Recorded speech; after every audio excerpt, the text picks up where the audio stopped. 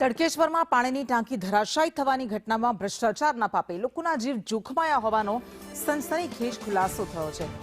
SV એનઆઈટીના રિપોર્ટે contractor અને અધિકારીઓની મિલીભગતની pole ખોલી નાખી છે। પૈસા બચાવવાના લોભમાં હલકી ગુણવત્તાનું મટીરીયલ વાપરીને આખી ટાંકીને મોતના કૂવામાં ફેરવી દેવામાં આવી। તડકેશ્વરમાં જે ટાંકી ધરાશાયી થઈ હતી તે માત્ર ઈંટ અને સિમેન્ટનો કાટમાળ નથી, પણ સરકારી તંત્ર અને કોન્ટ્રાક્ટરના ભ્રષ્ટાચારનો જીવતો જાગતો પુરાવો છે। રિપોર્ટમાં જે ખુલાસો થયો છે તે સાંભળીને તમે પણ સ્તબ્ધ થઈ જશો। તપાસનો જે રિપોર્ટ આપેલો તેમાં કોન્ક્રીટની પુઅર ક્વોલિટી છે, એ અમે ઉલ્લેખ એનો કરેલો છે। વર્કમેનશીપ પણ ખરાબ છે અને કોન્ક્રીટની ક્વોલિટી ખરાબ છે।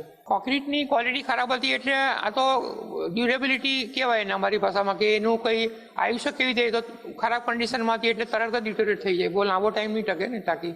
એટલે એ મિક્સ ડિઝાઇનનો રિપોર્ટ નહીં, પણ જે મજબૂત અલ્ટિમેટલી એને જે પણ વાપર્યું છે મટીરિયલ તેની ફાઇનલ આપણે જે મજબૂતાઈ જોઈએ કે ભાઈ આપણે M30નું કોન્ક્રીટ બનાવવાનું એવું ટેન્ડરમાં લખેલું છે, એટલે એનું 25 થી 30ની વચ્ચે વેલ્યુ આવે તો માન્ય રખાય, 25, 30, 25, 26, 28, 30 સુધી।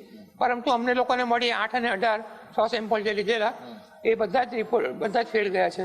ટોટલ 12 સેમ્પલ લીધેલા અમે લોકોએ મટ્ટામાં બધાની વિજિલન્સની હાજરીમાં 6 સેમ્પલ આપણે ગુજરાત ગવર્મેન્ટ પાસે છે, 6 સેમ્પલ અમે લાવેલા, એના એ રિપોર્ટ અમારા બધા ફેલ ગયા છે।